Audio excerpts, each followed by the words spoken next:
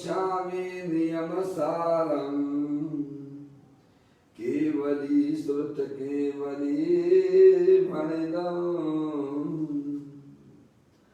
नमो करो अनंत उत्कृष्ट दर्शन ज्ञान में जिन वीर को कहूँ नियम सार सुकेवली श्रुत केवली पर कथित को। श्री नियमसार जी नामक यह परम आध्यात्मिक ग्रंथ स्वाध्याय हेतु में विराजमान है।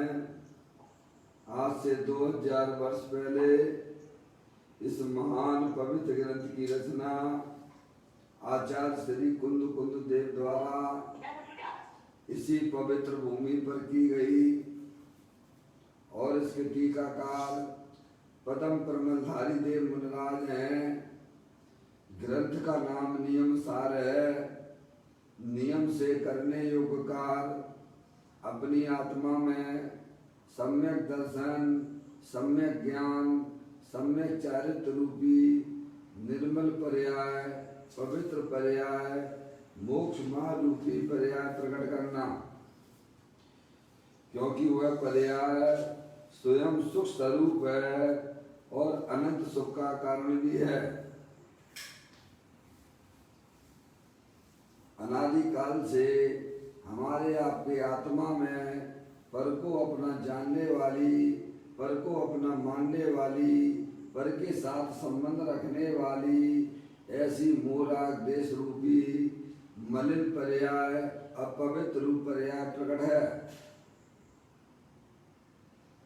जो स्वयं दुख स्वरूप है और अनंत दुख का कारण भी है। ऐसी मोराग देश रूपी मलिन पर्याय का अपनी आत्मा में से उसका अभाव करना और सम्यक दर्शन ज्ञान चारित्र रूपी निर्मल पर्याय, पवित्र पर्याय, मोक्ष महारूपी पर्याय को प्रकट करना। ऐसे कार्य की प्राप्ति जिनवाणी माता के माध्यम से अपने आत्मा के स्वरूप को पहचानना। अपनी जो आत्म वस्तु है वह परद्रव पर भाव से भिन्न है और अपने ज्ञानादि अनंत शक्तियों सहित तीनों काल विद्यमान वस्तु है।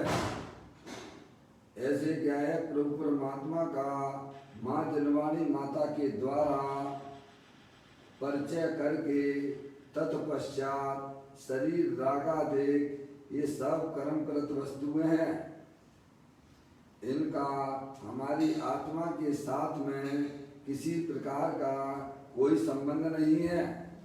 इस प्रकार सम्यक वेद ज्ञान उत्पन्न करते हुए शरीर रागादि को कर्मकृत जानते हुए इनका लक्ष्य छोड़कर अंदर में जो अखंड ज्ञान ज्योति स्वरूप भगवान आत्मा है, जो कि सिद्ध की सामर्थ्य वाला है, ऐसे ज्ञायक प्रभु परमात्मा में ही अंतरोन्मुखी उपयोग के द्वारा उसमें अपनापन स्थापित करना, उसी को निज रूप से जानना और उसी में ही अपनी वर्तमान पर्याय को मग्न कराना, उसे ही अत्यंत परमात्मा धर्म कहते हैं।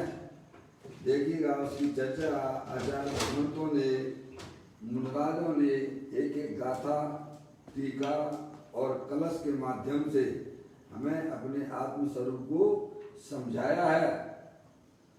यहाँ पर श्री नियमसार जी ग्रंथ के माध्यम से चौथा अधिकार चल रहा है, जिसका नाम व्यवहार चारित्र अधिकार है, जिसमें मुनिराजों के 28 मूल गुणों की चर्चा इस अधिकार के अंतर्गत आई हुई है। अपना स्वाध्याय इस अधिकार के अंतर्गत पंच महाव्रत, पंच समिति और 3 गुप्ती का स्वरूप हमने आपने सबने उसको पढ़ा है, समझा है। अभी यहाँ पर इसके बाद जो है कायोत्सर्ग तन गुप्ती की निश्चय की चर्चा होने के बाद परम ब्रह्मधारी देव मुनिराज तल गुप्ती के ऊपर एक कलश लिखते हैं। उसका अपन यहाँ आज स्वाध्याय प्रारंभ कर रहे हैं। कलश नंबर 95 है। आप लोग निकाल लीजिए, उसका पाठ करते हुए आगे उसके भाव को समझने का प्रयत्न हमारा आपका हो। अपरिस्पंदन स्वरूप मुझसे यह परिस्पंदन में दिए हो, है व्यवहार मात्र से यह तन अतः तजु तन विकृति को। यहाँ पर परम प्रमलधारी देव मुनिराज इस कलश के माध्यम से समस्त जगत के जीवों को यह समझाना चाहते हैं कि अपरिस्पंदन स्वरूप मुझे, यानी प्रत्येक आत्मा का स्वरूप परिस्पंदन स्वरूप वाला है। परिस्पंदन का मतलब होता है जिसमें किसी भी प्रकार की हलन चलन नहीं होती है।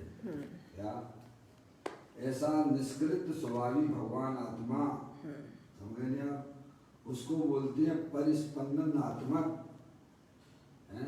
तो कहते हैं अपरिस्पंदन आत्मक ऐसे मुझे परिस्पंदन आत्मक शरीर व्यवहार से है। ये जो शरीर है जो है वह व्यवहार से है, समझे, यानी मेरे भगवान आत्मा में इस शरीर का अभाव है। समझे नहीं आप, ये शरीर जो है अपरिस्पंदन नहीं है, ये कोई टिकाऊ वस्तु नहीं है। ये शरीर तो जो है कैसा है, परिस्पंदन से परिस्पंदन वाला है। समझ गए आप, मिट जाता है, समझ में आए भैया। लेकिन अंदर में जो अपना भगवान आत्मा है वह अपरिस्पंदन वाला है। समझ गए आप, निष्क्रिय है, चलायमान नहीं होता है। समझ गए आप, अपना जो आत्म वस्तु है वह कैसी है, अपरिस्पंदन स्पंदन है, अपरिस्पंदन आत्मक वाला है, जिसमें किसी प्रकार का कोई हलन नहीं होता है, चलन नहीं होता है, ध्रुव रूप से विद्यमान है। और इस शरीर और रागादिक परिणाम वे परिस्पंदनात्मक है। समझे, वे हमेशा टिकाऊ वस्तु नहीं है। समझ गए आप, इसीलिए ज्ञानी परिस्पंदनात्मक शरीर रागादिक जो कि हलन चलन वाले हैं, टिकाऊ नहीं है, तीनों काल स्थायी नहीं रहते हैं। अपना आत्म वस्तु जो है वह तीनों काल अपरिस्पंदनात्मक है। इसीलिए परम प्रबंधधारी देव मुनिराज कहते हैं अपरिस्पंदनात्मक ऐसे मुझे है। ये जो परिस्पंदनात्मक शरीर है वह व्यवहार से है। व्यवहार का मतलब ये हो गया है कि आत्मा में शरीर का अभाव है। क्या भाई, एक वस्तु टिकाऊ है, दूसरी है, दो हो गई ना, नहीं आई समझ। एक क्षण के एक परिस्पंदन वाला है और एक अपरिस्पंदनात्मक है। तो इसीलिए मुनिराज कहते हैं कि मैं तो अपरिस्पंदन वाला हूँ, ये शरीर जो है ना ये परिस्पंदन वाला है। हर समय देखिएगा आप इस शरीर की अवस्थाएं देखिए, हर समय यह शरीर बदल रहा है, अनंत पुद्गल परमाणुमय है, हर समय आता है जाते हैं इसमें परमाणु। लेकिन अपना भगवान आत्मा चेतनेश्वर अमूर्ति अनंत शक्तियों के भंडार वाला, वह न कहीं जाता है न कहीं आता है, स्थायी है। 4 गति 84 लाख योनियों के शरीर मिले, क्या वैसा संयोग में हुए, लेकिन अपना आत्मा कहाँ गया, अपने असंख्यात प्रदेशों को भी छोड़ा है उसने, नहीं छोड़ा। आगे छोड़ने की कोई व्यवस्था आपको दिखती है कि छोड़ देगा? नहीं है। इसीलिए मुनिराज यह बात यहाँ लिखती हैं इस कलश के माध्यम से कि अपरिस्पंदन आत्मक ऐसे मुझे समझ गए आप? परिस्पंदन आत्मक शरीर व्यवहार से है, इसीलिए मैं शरीर की विकृति को छोड़ता हूँ। क्या कहा? इसीलिए मैं उसका लक्ष्य छोड़ता हूँ, उसे अपना मानना छोड़ता हूँ। ऐसे हमें भी सोचना चाहिए भाई साहब, ये शरीर हमारे साथ में तो कभी रहता नहीं है। क्या मैं तो टिकाऊ वस्तु हूँ, इसीलिए इसका प्रेम छोड़ देना चाहिए। जो चीज हमेशा आपके साथ में रहती है उससे आप प्रेम करोगे कि उससे प्रेम करोगे जो आपके साथ कभी रहती ही नहीं है। बोलिएगा अपू भैया, आप किससे प्रेम करेंगे? जो हमेशा साथ रहता है उससे प्रेम करना, जो कभी भी हमारे साथ नहीं रहता है उससे प्रेम कर रहे हैं हम। इसीलिए हमारा संसार चक्र चालू है। समझ में आया? मैं चेतनेश्वर भगवान आत्मा हूँ, शरीर जड़ है और कभी भी हमारे साथ में रहता नहीं है। और उसके साथ में जो प्रेम वाली वृत्तियां की जा रही हैं वे भी टिकाऊ नहीं है। वे भी हर समय नई नई पैदाएं होती हैं और चली जाती हैं। ऐसा स्वरूप उस राग का भी है। और फिर भी हम राग से प्रेम करके अपने संसार को बढ़ा रहे हैं। शरीर से प्रेम करके अपने आत्मा में गंदगी पैदा कर रहे हैं। समझ में आई मौसी? पर मुनराज बहुत समझदार है। समझ में आए? ये समझदारी चौथे गुण स्थान से चालू हो जाती है।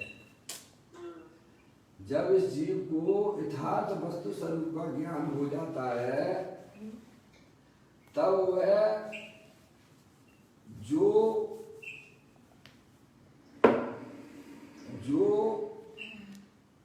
परिस्पंदन आत्मा, जो टिकाऊ वस्तु नहीं है उससे प्रेम करना छोड़ देता है। और जो टिकाऊ वस्तु है और वो भी अपनी होना चाहिए, दूसरे की नहीं। सही बात है। समझ में आया? दूसरा तो आत्मा को मिलता भी नहीं है। अपना निज भगवान आत्मा जो निबोध में सोई मुझ में सोई मोक्ष मजाल अंतर भेद कछु नाई है भेद गिनई संसार। ऐसा सम्यक दृष्टि जीव जब इस विश्व व्यवस्था को समझ जाता है तब वह जो टेम्परेरी चीजें हैं उनसे प्रेम करना छोड़ देता है। अंदर में जो परमानेंट चीज है, जो अपनी है, जो टिकाऊ है, जो ध्रुव है, ऐसे गायक प्रभु परमात्मा से प्रेम करना चालू कर देता है। इसका फल ये हो जाता है कि पर्याय में निराकुलता की उत्पत्ति होती है। क्या होता है? देखो दोनों के प्रेम करने में कितना अंतर है। जो टिकाऊ वस्तु नहीं है उससे प्रेम करने से पर्याय में दुख की पर्याय होती है। संसार बढ़ रहा है उसी से। और जो अपनी चीज है और टिकाऊ वस्तु है उससे प्रेम करने से पर्याय में निराकुलता की उत्पत्ति होती है। कितना अंतर हो चुका है, पर्याय में कितना परिवर्तन हो जाता है,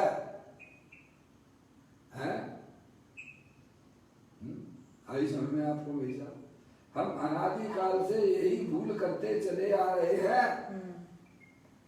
जो हमारी नहीं है और वो टिकाऊ नहीं है, ऐसी वस्तुओं से हम अपना प्रेम लुटाया करते हैं। उससे हमारी पर्याय में दुख की पर्याय उत्पन्न होती है और वही वास्तविक संसार का कारण हुआ करता है। और जो हमारी वस्तु तीनों काल टिकाऊ है, सिद्ध की सामर्थ्य वाली है, अनंत शक्तियों के भंडार वाली है, हमने कभी उसका परिचय नहीं किया। जब परिचय ही नहीं किया है तो प्रेम कैसे करोगे प्रभु? है समझ में आया?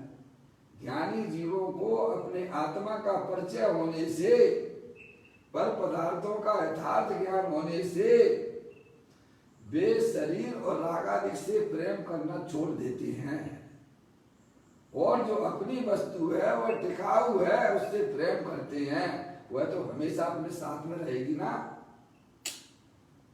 उसका तो कभी अभाव नहीं हो सकता है ना।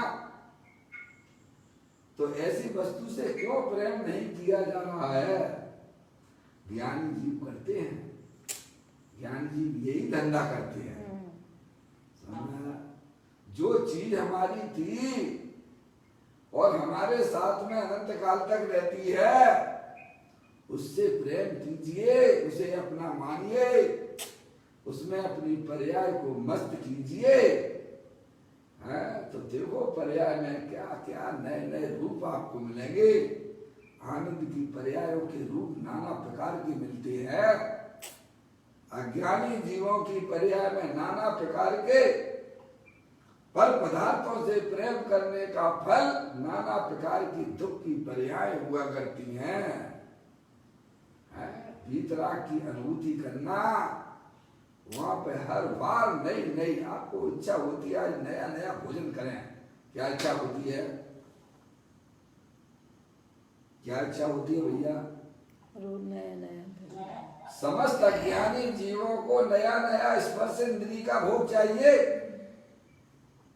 समस्त अज्ञानी जीवों को नया नया स्पर्श इंद्री का भोग चाहिए, चाहे कितना भी ऊंचे पद पर क्यों ना बैठा हो। है भाई साहब, उसको नया नया स्पर्श इंद्री का भोग चाहिए, नया नया भोजन चाहिए, नया नया वह देखना चाहता है चक्षु इंद्री के माध्यम से, नया नया संगीत सुनने का शौक हुआ करता है। ज्ञानी कहते तेरे सारे शौक हम पूरे करवा देंगे। समझ में आया? तुझे नया नया आनंद चाहिए तो अपने गायक प्रभु परमात्मा जो अनंत शक्तियों के भंडार वाला है, ऐसे गायक प्रभु परमात्मा के पास तू चला जाएगा तो तेरी पर्याय में नया नया नया नया नया नया आनंद की प्राप्ति होती है। समझ में आया? अज्ञानी बाहर से पूरा करना चाहता है, ज्ञानी ने बाहरी पर पदार्थ जो परिस्पंदनात्मक है, जो अस्थाई हैं, उनसे प्रेम करना उसने छोड़ दिया है। भाई साहब, जो अपनी वस्तु है, जो तीनों काल टिकाऊ वस्तु है, उससे वह प्रेम करता है। अब उसकी परिणति में क्यों दुख होगा? पहले वह परिणति अभाव रूप से जीती थी, अब सद्भाव रूप से जीती है। यह वास्तविक जीवन कहलाता है। पहले भाव मरण होता था। अस्थाई वस्तुओं से प्रेम करने से पर्याय में भाव मरण होता है। अंदर में अपनी वस्तु स्थायी वस्तु है, उससे प्रेम करने से भाव मरण टल जाता है। और जहां भाव मरण टल गया मौसी, वहां समझ लेना चाहिए और पर्याय में द्रव कर्म के संबंध भी अब फिर होते नहीं है। और जहां द्रव कर्म का संबंध नहीं हुआ, वहां जीव का संसार चक्र टूट गया, जन्म मरण का सिलसिला टूट जाता है। इसी का नाम धर्म है। समझ में आया भैया? संसार को तोड़ने। जिस जीव ने अपनी पर्याय में ये अद्भुत कार्य किया है भाई साहब, अब उसकी पर्याय कभी भी अभाव रूप से नहीं जिएगी। अब उसे सद्भाव मिल गया है। परम पिता परमात्मा अपने सिद्ध समान भगवान आत्मा का, अब वह अभाव में क्यों जिएगी? अरे दुखी वे होते हैं जो जिनके पास में है भाई साहब, जो अभाव में जीते हैं वे दुखी हुआ करते हैं। जो अपनी आत्मा के साथ सद्भाव में रहते हैं वे हमेशा सुख रूप पर नमन किया करते हैं। जिन्हें भाव मरण और भाव कर्म की श्रृंखला को तोड़ना है तो अपना ध्यायक प्रभु परमात्मा जो अपरिस्पंदन स्वभाव वाला है, जिसमें कभी भी हलन चलन नहीं होती है भाई साहब, ऐसे ध्यायक प्रभु परमात्मा के स्वरूप को पहचानिए, उसको निज रूप से जानिए, उससे प्रेम कीजिए। क्षण भंगुर तथ्यों से आने जाने वालों से प्रेम करने पर तो दुख में भाव मरण होता है। समझ में आया? ऐसा कोई आत्म वास्तु स्वरूप है, निष्कृत स्वभावी आत्मा। इसीलिए मुनिराज कहते हैं इस कलश के माध्यम से अपरिस्पंदन आत्मक ऐसे मुझे है, पर स्पंदन आत्मक शरीर व्यवहार से है। समझ में आ भैया? मेरे आत्मा में एक स्थायी वस्तु है, दूसरी अस्थायी वस्तु है। एक चेतनेश्वर है तो दूसरा जड़ है। एक दूसरे से उसका किसी प्रकार से मेल खाता नहीं है। समझ में आ भैया? ऐसा कोई काम है भाई, घर बैठे आनंद मिलता है। अज्ञानी जीव दुनिया में घुमाए, हर देव गति में भी चला जाएगा तो भी वह सुखी नहीं हो सकता है। और ज्ञानी जीव जिसने सद्भाव में जीना सीख लिया है, भले ही पाप के उदय से अज्ञान अवस्था में नरक का बंद भी हो गया हो, नरक में भी उसे जाना पड़ जाए तो भी वह आत्मा सुखी रहता है, क्योंकि उसने सद्भाव से जीना सीख लिया है। सही बात। समझ में आ गया? हमें आपको यह मौका मिला है, अपना ज्ञान, अपनी श्रद्धा, अपना चारित्र किसे लौटाना चाहिए है भाई साहब? टेम्परेरी जीवों से आप कितना प्रेम करोगे? बोलो, आपके घर कोई एक व्यक्ति आया, उससे प्रेम करने लग गए, फिर दूसरा आया, फिर उससे प्रेम करने लगे, फिर तीसरा आया, फिर उससे प्रेम करने लगे। वाह, तुम्हारे प्रेम का कोई ठिकाना नहीं है, हैं?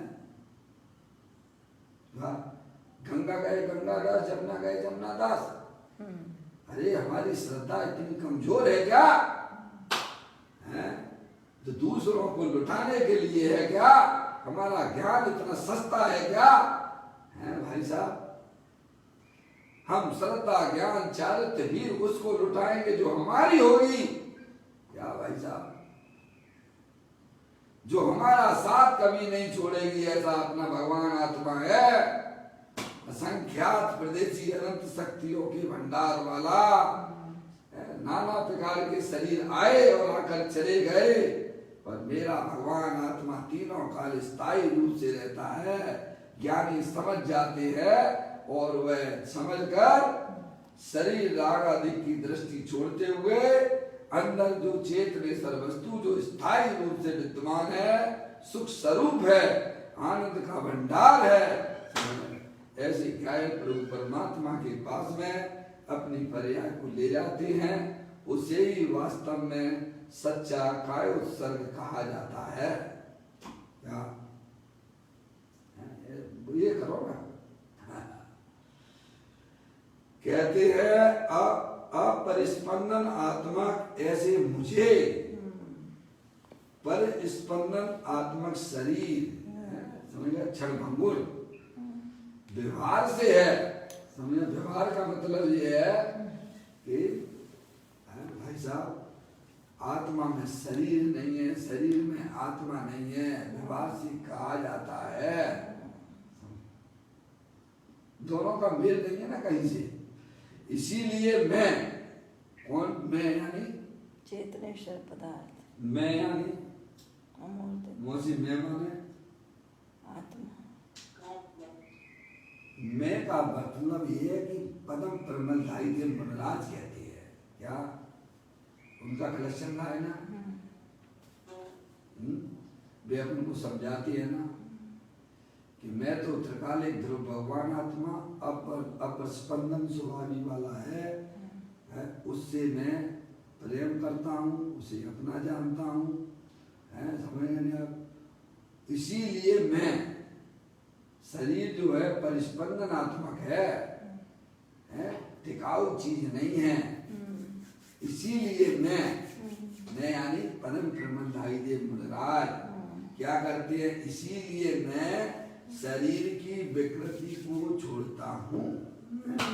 देखो तो कभी शरीर ऐसा हो जाता है, कभी अच्छा लगता है, कभी टूटता है, कभी बुखार आ रहा है, खांसी आ रही है, दवाई खा रहे हैं, परेशान नहीं होते हो क्या?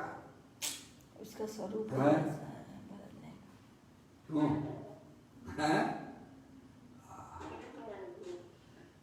उससे प्रेम करना छोड़ दो, सारी परेशानी दूर हो जाएंगी।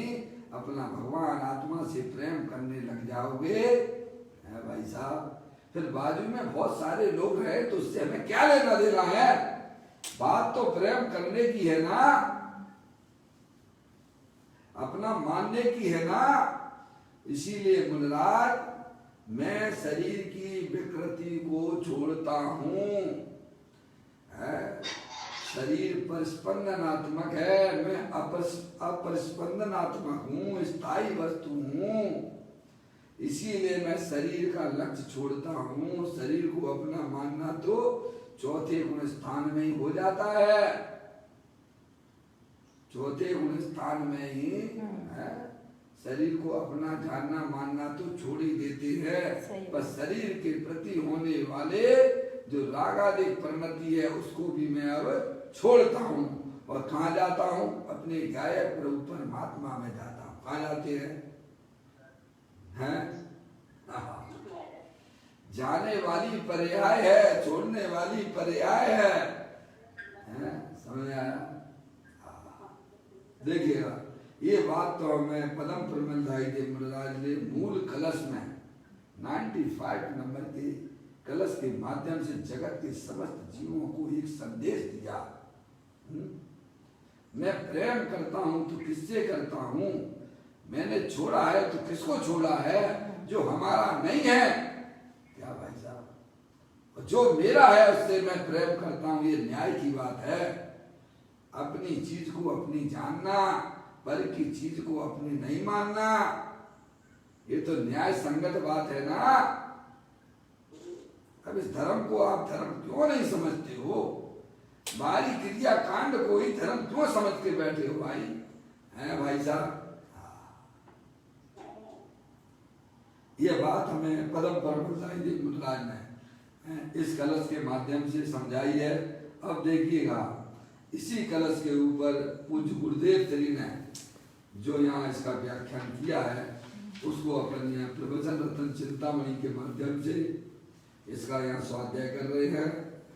अब आप उनको भी सुन लीजिए, उसी का अर्थ करते हैं। देखिए,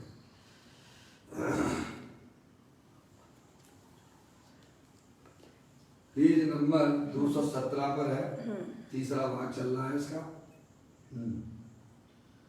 कहते हैं अपरिस्पंदन आत्मक ऐसे मुझे, ये मूल लाइन है। तो गुरुदेव जो है आचार्य भगवंतों की, मुनिराजों की मूल लाइन को लेकर ही खुलासा करते हैं।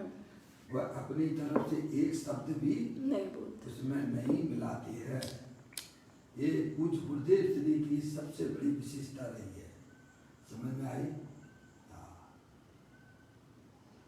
कहते हैं स्वयं मुनिराज अपनी बात कहते हैं। क्या समझ में? पदम प्रमल्लाय देव मुनिराज, मैं तो अंदर में पुण्य पाप के राग से भिन्न अपरिस्पंदनात्मक हूँ। कैसा हूँ मैं?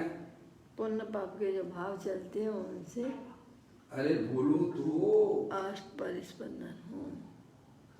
मुनिराज क्या कहते हैं कि पुण्य पाप के परिणाम जो है ना, राग से वे परिस्पंदनात्मक हैं, इसलिए मैं उनसे, वे आने जाने वाले हैं। मैं स्थायी था, और मैं तो तीनों काल अपरिस्पंदनात्मक वाला आत्मा हूँ। तो कहते हैं मैं तो अंदर में, कहाँ पे? हम धर्म कहाँ देखते हैं? बाहर। अरे आप धर्म कहाँ देखते हो? अज्ञानी जीव धर्म कहाँ देखता है? मंदिरों में देखता है। कहाँ देखता है? संवेद शिखर जी पे देखता है, गिरनार जी की टोंक पर देखता है। कहाँ देखता है? और वहाँ नहीं पहुँचता है तो मौसी। धर्म नहीं हो पाओ। अज्ञानी जीव धर्म कहाँ देखता है? तीर्थ पे देखेगा, मंदिरों में देखे, मूर्तियों में देखे, मंदिरों में देखे, संवेद शिखर जी आदि यात्राओं में देखे। पर ज्ञानी जीव कहाँ देखते हैं? अंदर में, अंदर में है। हाँ देखो तो है। अब ऐसा धर्म कहाँ नहीं किया जा सकता, ये बताओ। अरे आप जहां पर हो वहीं से चालू हो जाता है धर्म। बाहरी दौड़ धूप खत्म करो, अपने आत्मा के स्वरूप को समझो। मन चंगा तो कटौती में गंगा। सारी दुनिया जो है बाहर में धर्म देखती है। भाई साहब गंगा में नहा लेंगे तो धर्म हो जाएगा, है भाई साहब। सब अपने अपने अनुसार धर्म की कल्पनाएं किए बैठे हैं। कोई कहता है कि भाई साहब भगवान की मूर्ति में धर्म रखा है, उनको पूजा करो, उनकी भक्ति करो, है भाई साहब। उनको पधरा। बताओ क्या हो गया है?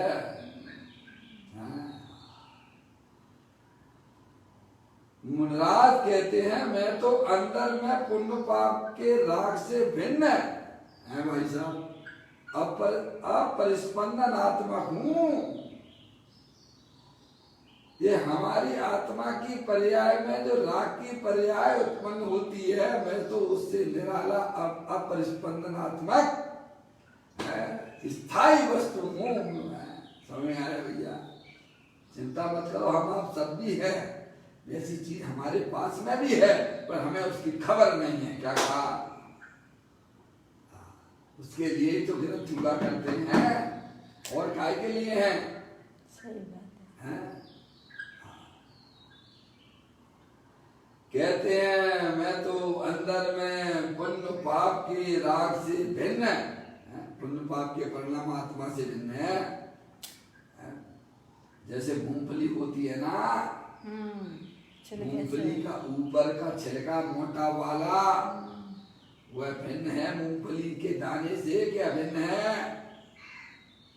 नहीं हो तो उसे भजा कर देख लेना। वो है ना आपका।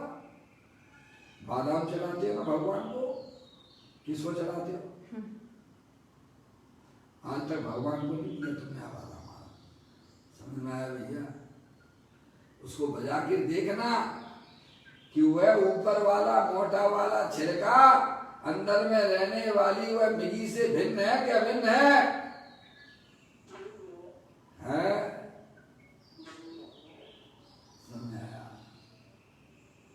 ऐसे ही उसके उस मिगी के ऊपर जो लाल वाला छिलका है वह उस मिगी से भिन्न है कि अभिन्न है?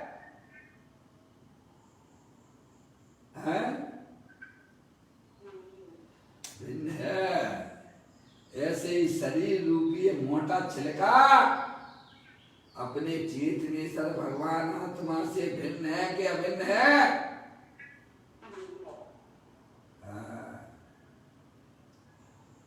समझ में लिया? इसी प्रकार से अंदर में जो रागादिक प्रवृत्तियां हैं, जो संसार अवस्था में देखी जाती हैं, उससे भगवान आत्मा भिन्न है भाई।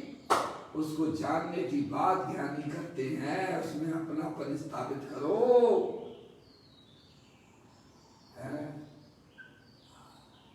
कहते हैं मैं तो अंदर में पुण्य पाप के राग से भिन्न है।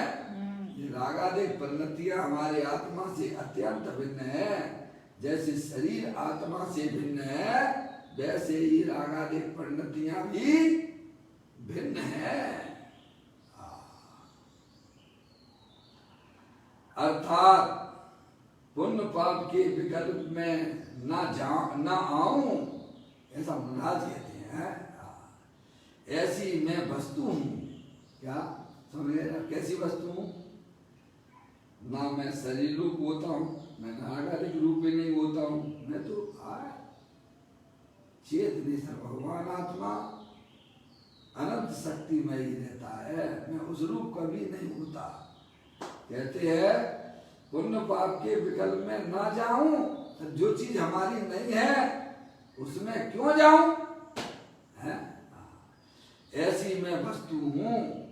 मेरा आत्म वस्तु ना तो शरीर में जाती है और न राग में जाती है। ऐसी अपरिस्पंदनात्मक भगवान आत्मा अनादिकाल से सभी जीवों के पास में विद्यमान है।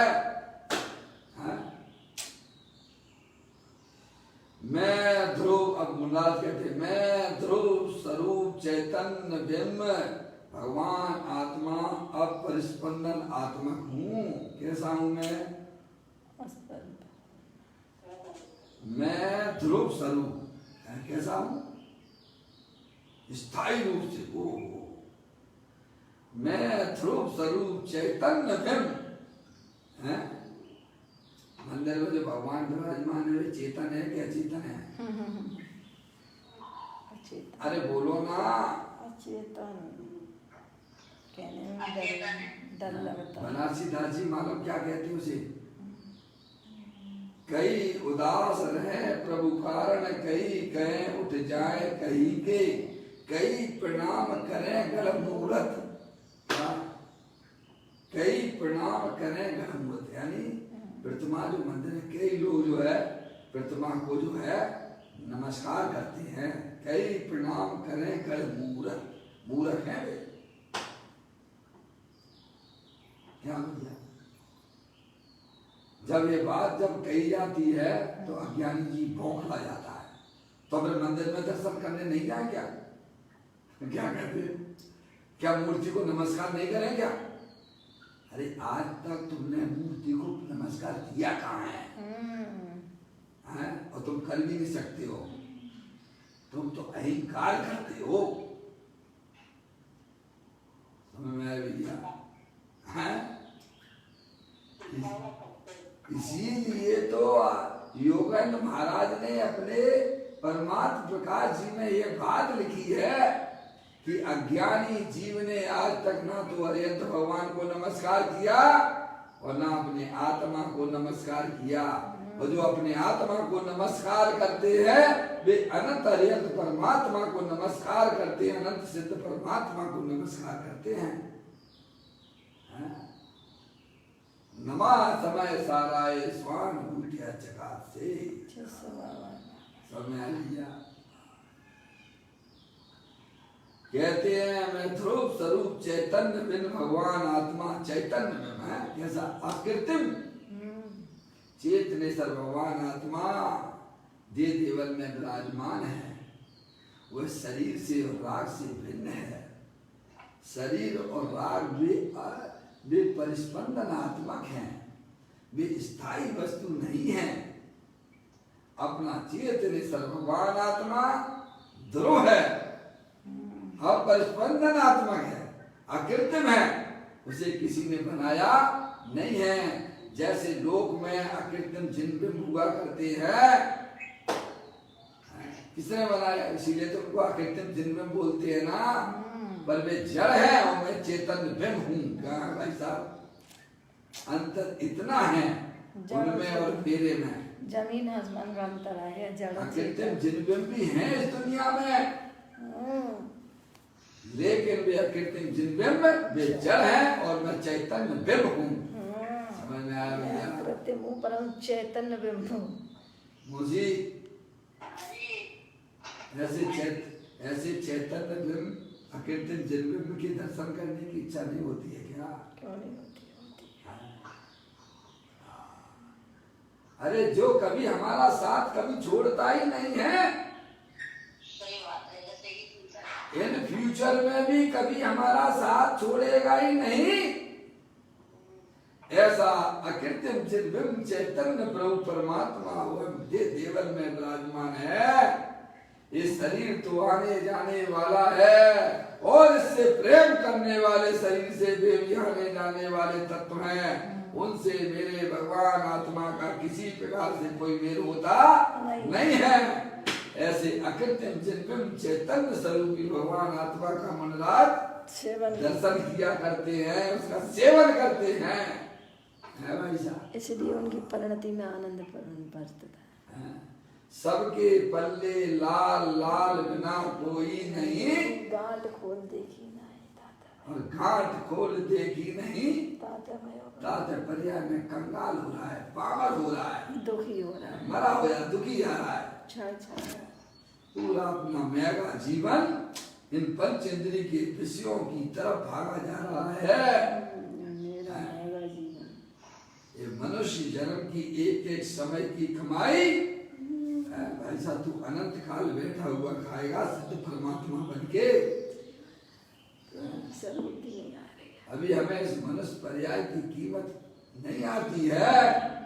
अगर आती होती तो पंच इंद्रिय के विषयों की महिमा हमारे ज्ञान में से उतर जाती। हाँ भाई साहब, 24 घंटा पर के बारे में ही सोचा करते हो। अरे सोते हो तो पर के बारे में लेकर सोते हो, और जागते हो तो पर के बारे में ही जागते हो। अपनी आत्मा में कभी भी तुमने जागृति पैदा नहीं की है।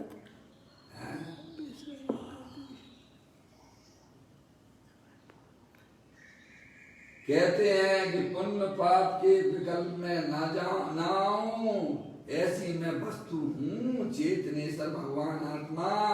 मैं ध्रुव स्वरूप चैतन्य बिन भगवान आत्मा, अपरिस्पंदन आत्मा हूँ।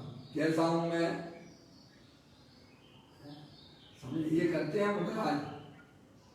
लोगों को लगता है कि मुनराज अकेले अकेले क्या करते हैं, क्या करते रहते हैं जंगल में, है भाई? वे कहते मैं ये काम करता हूँ। समझ में आए? मैं अपनी आत्मा के साथ सोता हूँ, अपनी आत्मा के साथ में खेलता हूँ, अपने आत्मा के साथ ही मैं जागृत रहता हूँ हमेशा। समझ नहीं आप क्या? कहते हैं मैं ध्रुव स्वरूप चैतन्य बिन भगवान आत्मा, अपरिस्पंदन आत्मा हूँ, अर्थात स्थिर बिंब हूँ। कैसा बिंब हूँ? स्थिर, चलायमान नहीं होने वाला। हाँ भैया,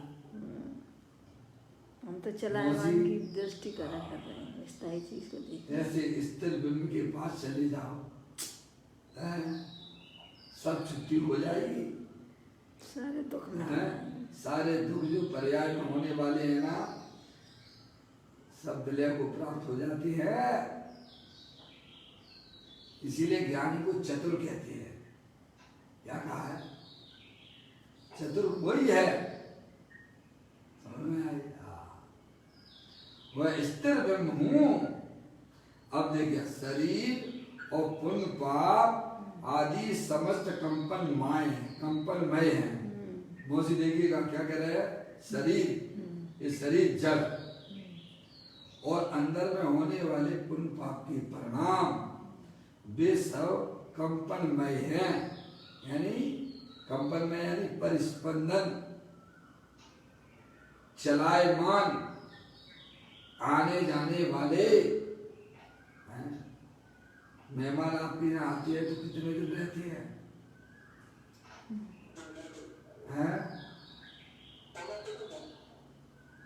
परमानेंट रहने लगे हैं तो मेहमान नहीं रहेंगे, वे मालिक हो जाएंगे। समझ गए? फिर मेहमान नहीं होंगे, फिर कहेंगे भाई साहब आप ही निकलो यहाँ से। क्या हो जाए? अगर जो है किराएदार वाले, मकान मालिक अपना किराए पर मकान देता है ना, वो ज्यादा समय इसलिए 11 महीने का एग्रीमेंट करवाते हैं। मौसी मौसी मौसी आप मकान किराए पे देते हो तो 11 महीने का एग्रीमेंट करवाते हो, है? ज्यादा करवा दो तो हिसाब इस पे लिखो कि मैं 10 साल तक आपके यहाँ नहीं छोड़ूंगा। वो ऐसी बेवकूफी नहीं करता है। समझ गए? नहीं तो वो घर उसका खुद का घर हो जाएगा जी। अरे नौकरी करने वाले व्यक्ति सरकार भी 89 डेज का कैसे 89 डेज पे रखती है, दैनिक वेतन भोगियों को 90 डे के लिए नहीं रखती है। अगर 90 डे की अगर उसने तनख्वाह प्राप्त कर ली तो वह सरकारी धमाल बन जाता है। क्या हो जाता है? क्या कहा पप्पू भैया? आवाज आ रही है? तो गला भी हमारा बैठा है। क्या कह रहा हूं? सरकारी नौकरी करने वाला व्यक्ति भी 89 डेज के लिए पहले रखा जाता है,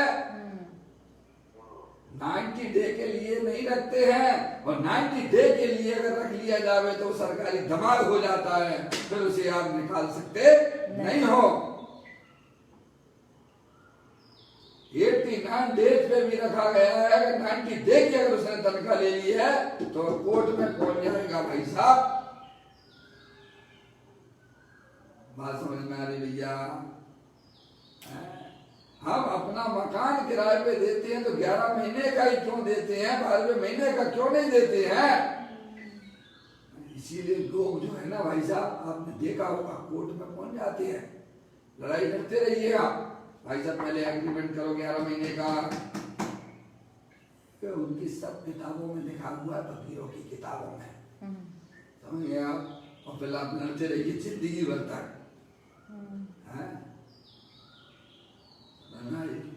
ऐसे ही यहाँ कहते हैं रागादिक परिणाम, ये तो क्षणभंगुर तत्व है, ये हमारी शकल इनसे नहीं मिलती है। मैं तो चेतनेश्वर भगवान आत्मा हूँ, स्थायी चैतन्य ब्रह्म हूँ। भाई साहब शरीर आत्मा कितने दिन तक रहेगा आपके साथ में? ज्यादा 100 साल रहेगा। क्या भाई साहब? ज्यादा कहो तो 120 साल तक रहेगा। बेटी जग गई हो तो फोन लगवा ले, तो समाप्त होने वाले सिखाया यही से लगवा लो, यही बुला लो। समझ में आया भैया? हमें विचार करना चाहिए मुनिराज स्थायी चैतन्य तत्व से प्रेम क्यों करते हैं? क्योंकि वह उनकी स्वयं की वस्तु है, वे स्वयं हैं। इसीलिए शरीर रागादिक परिस्पंदनात्मक है, वे कंपायमान हैं, उनसे प्रेम नहीं करते हैं, उन्हें अपना नहीं जानते हैं।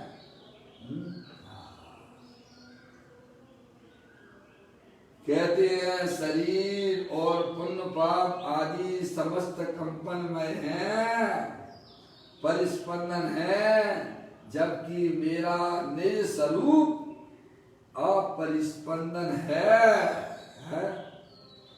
मुझ में कंपन नहीं है। बोलो, मुझ में कंपन नहीं है। जो कंपन हुआ करता है वह मेरा स्वरूप नहीं है। मैं तो अकंप स्वभावी भगवान आत्मा हूँ। ऐसी एक शक्ति आत्मा के अंदर विद्यमान है। निष्कृत स्वभावी आत्मा निष्कंप रहता है सदैव। अपनी शक्तियों का ज्ञान नहीं है ना भाई साहब, उनका परिचय नहीं है ना। जब तक आत्मा को अपनी आत्मा का परिचय नहीं है तब तक उसकी पर्याय में दुख की पर्याय हुआ करती है। जहाँ आत्मा को अपनी आत्मा का परिचय हो जाता है वहाँ अतीन्द्रिय आनंद के फव्वारे छूटा करते हैं। देखिएगा आगे चर्चा।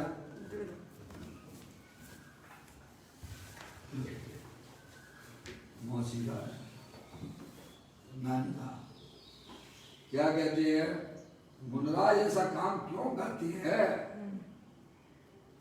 वे स्थायी वस्तु से ही प्रेम क्यों करती है, अस्थायी वस्तु से क्यों प्रेम नहीं करती है? हमें भी वही करना चाहिए जो हमारे मुनिराज पंच परमेष्टि करती है।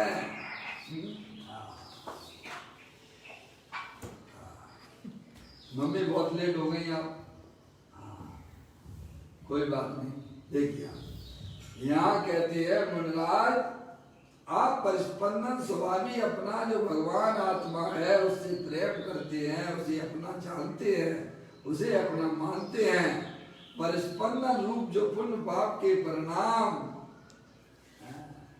जो शरीर भी परिस्पंदनात्मक है, चेतन से भिन्न जाति का है, उससे वह प्रेम करना, उसे अपना मानना छोड़ देते हैं। तो कहते हैं कि शरीर और पुण्य पाप आदि समस्त कंपनमय हैं, परिस्पंदन है, जबकि मेरा निस्वरूप और परिस्पंदन है, मुझ में कंपन नहीं है। बताओ कौन हिला सकता है? हिम्मत नहीं किसी में। इंद्र, नरेंद्र, जिनेंद्र में भी हिम्मत नहीं है कि वे हमारे आत्मा को हिला सके। क्या भाई साहब, अन्य की बात तो क्या करना, अरिहंत परमात्मा ने जो अपनी इतनी शक्तियां पर्याय में प्रकट कर ली हैं, वे भी आपके आत्मा को हिला डुला नहीं सकते हैं। ऐसा अपरिस्पंदन स्वभावी भगवान आत्मा देवल में विराजमान है, उससे पंच परमेष्टि उसे प्रेम करते हैं, उसमें अपनापन स्थापित किए हुए हैं। भाई साहब,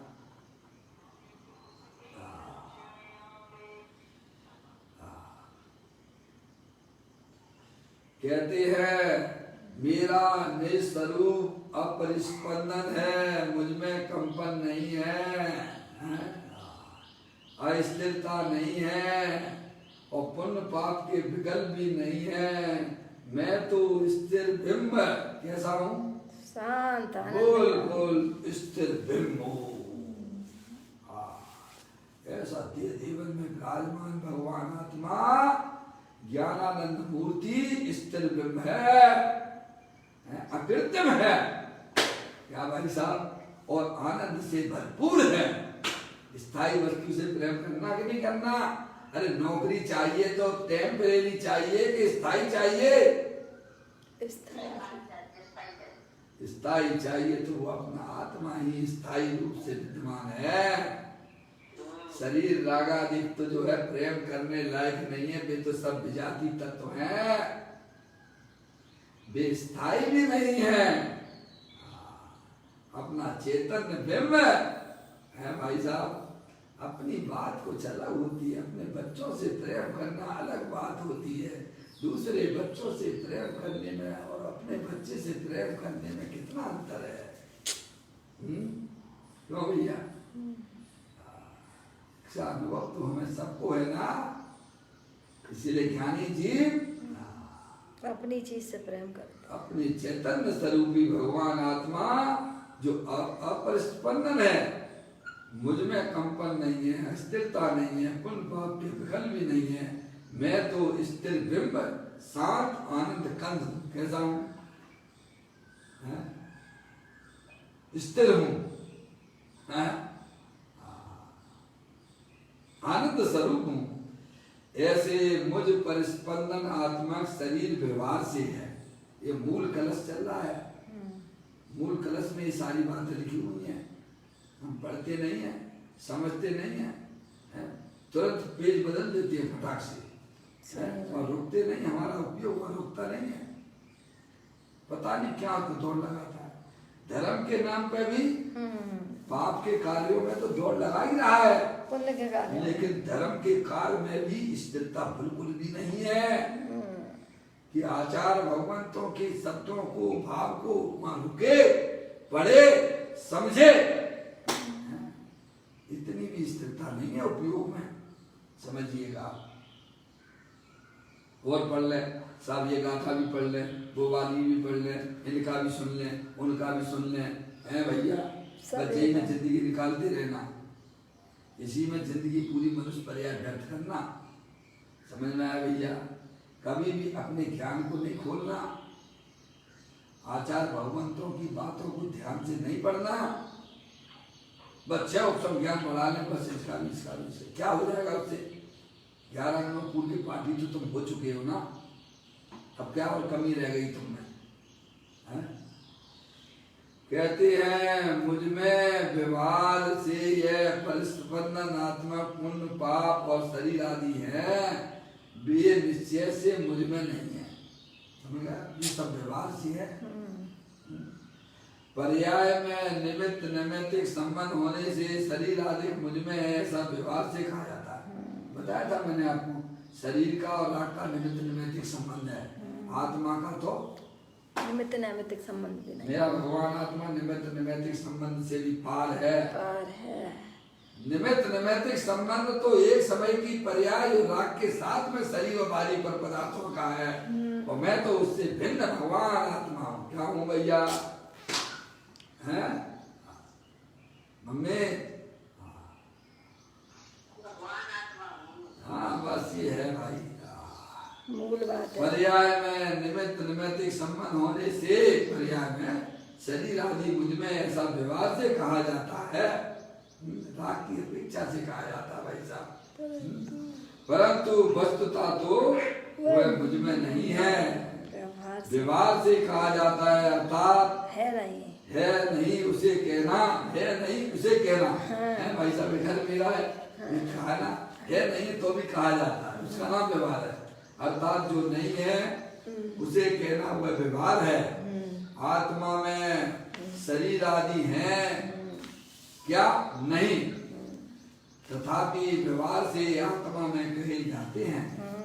तात्पर्य यह है कि वास्तव में वे आत्मा में नहीं है। हाँ, मेरा चैतन्य रूप शरीर अपरिस्पंदन है, ध्रुव ध्रुव नित्यानंद अविनाशी है, अर्थात आदि अंत रहित मेरा तत्व है।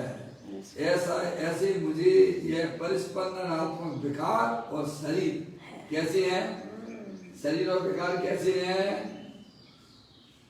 ये आने जाने वाले हैं, ये हलन चलन वाले हैं, और मैं तो टिकाऊ, मैं तो वज्र की चट्टान, मैं वह ध्रुव की चट्टान हूँ, जिसकी केवल ज्ञान की पर्याय भी चूम कर चली जाती हैं। अरे ज्ञानी कहते शरीर और राग आदि तो परिस्पंदन वाले हैं ही, ये निर्मल पर्याय भी आने जाने वाली है, उससे भी हमारा कोई संबंध नहीं है।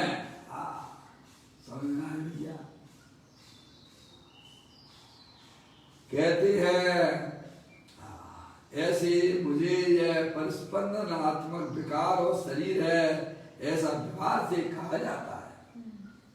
परमार्थ से वे मुझ में नहीं है भाई। अद्भुत बात आई है, समझ में आ भैया? करोड़ों रुपए दे दोगे तो ये बातें नहीं मिलेंगी सुनने को, है?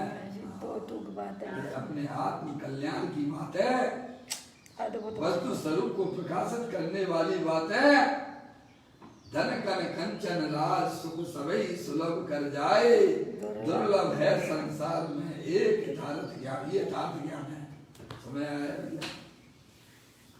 इसीलिए मैं शरीर की विकृति को छोड़ता हूँ। मूल कलश में लिखा हुआ है, 95 नंबर की कलश में मुनराज कहती हैं ये पुण्य पाप के परिणाम, और शरीर जो है परिस्पंदन वाले हैं, मैं अपरिस्पंदन वाला हूँ, इसीलिए इनका प्रेम मैं छोड़ देता हूँ। विकृति है यह परिस्पंदनात्मक शरीर और राग आदि व्यवहार से मेरे है ना, तो उस व्यवहार को मैं छोड़ता हूँ। समझ में आया भैया? मैं तो स्थिर वस्तु के पास जा रहा हूँ। कहाँ जा रहा हूँ? स्थिर तत्व के पास। समझ में आया भैया? ऐसा कहती है, हाँ मेरी वस्तु भगवान आत्मा आनंद का धाम और स्थिर ब्रह्म है। जैसे अकृत्रिम जिन ब्रह्म है, जो कभी ना तो चलते हैं, चलते हैं क्या? किसी ने बनाए हैं उन्हें क्या? नहीं, वे जड़ है और हमें चेतने सर हूँ। अकृत्रिम जिन ब्रह्म, ना कहीं आता हूँ ना कहीं जाता हूँ, है भाई साहब। आनंद रूप से तीनों काल विद्यमान रहता हूँ। क्या ऐसा जिन ब्रह्म है, स्थिर ब्रह्म है, आनंद स्वरूप है, उसमें स्थिर रहकर परिस्पंदनात्मक ऐसे विकार को, शरीर को, जो कि व्यवहार से मेरे कहे जाते हैं, उन्हें मैं छोड़ता हूँ। उन्हें छोड़ने का मतलब ये है कि वहां से अपनी पर्याय को लक्ष्य छोड़ देती है। छोड़ने का मतलब क्या है? उनकी तरफ देखना छोड़ देती है। समझ में आ गया? ऐसे ही अपने घर में बहुत सारे जीव जंतु रहते हैं, मच्छर अच्छर भी रहते हैं, चींटियां रहती हैं, समूचर जीव रहते हैं। तो आप उन्हें देखते हो क्या? उनकी तरफ ध्यान देते हो क्या? कितने सूक्ष्म जीव राशि रहते हैं, रहते होंगे ना, हमारे में नहीं रहते हैं ना, हमें उनसे कोई दिक्कत नहीं है ना, रहे ना। ऐसे शरीर रहे, रागादिक परिणति रहे, मेरे को उससे कोई लेना देना नहीं है। मैं तो अपने चेतन से भगवान आत्मा में जाता हूँ। कहते हैं मेरी वस्तु भगवान आत्मा आनंद का धाम और स्थिर बिंब है, उसमें स्थिर रहकर परस्पंदनात्मक ऐसे विकार को, शरीर को, जो कि व्यवहार से मेरे कहे जाते हैं, उन्हें मैं छोड़ता हूँ। मैं शरीर की विकृति को तजता हूँ। क्या भैया? इसका अर्थ यह हुआ कि वस्तुता पुण्य पाप रूप समस्त भाव और शरीर की विकृति, परंतु आत्मा का भाव नहीं है, आत्मा का स्वरूप नहीं है, इसीलिए मैं उसे तजता हूँ। इस प्रकार सम्यक दृष्टि जीव से यह प्रक्रिया प्रारंभ हो जाती है। मुनराज का लेवल तो बहुत ऊंचा है, समझ में आया? इस प्रकार से यह अपनी आत्मा की तरफ बढ़ना, यही वास्तव में मोक्ष मार्ग है। और पर तरफ प्रभाव, ये सब कर्म करती वस्तुएं हैं, इनके तरफ तो देखने लायक नहीं है। देखने योग्य तो अपना चेतने से भगवान आत्मा, जो शुद्धात्मा है, तीनों काल स्थायी वस्तु है। इस प्रकार ज्ञानी सम्यक वेद ज्ञान पूर्वक शरीर आदि का लक्ष्य छोड़ के अंदर जो चैतन्य बिंब अकृत्रिम जिनबिंब है, उसकी शरण में वो अपनी पर्याय को ले जाती है। इसी को परमात्मा धर्म कहते हैं। इस रस को आप पढ़ना, समझना। एक एक बात बहुत गंभीर है, हमने इसे जो है शॉर्ट में समझाने का प्रयत्न किया है। भाव बहुत गंभीर है। निज निधि ने जो मैं बताई, ये अनंत अनंत उपकार है, उसके लिए जिन वाणी मारो वंदना सतवार है, वंदना सतवार है। 9 बार नमो कर्म।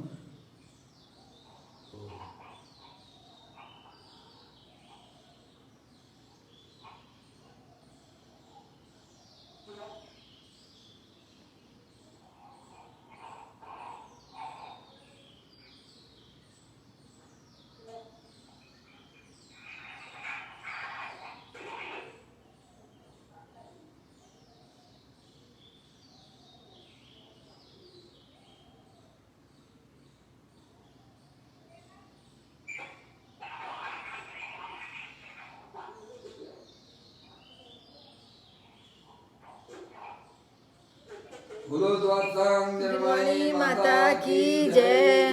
महा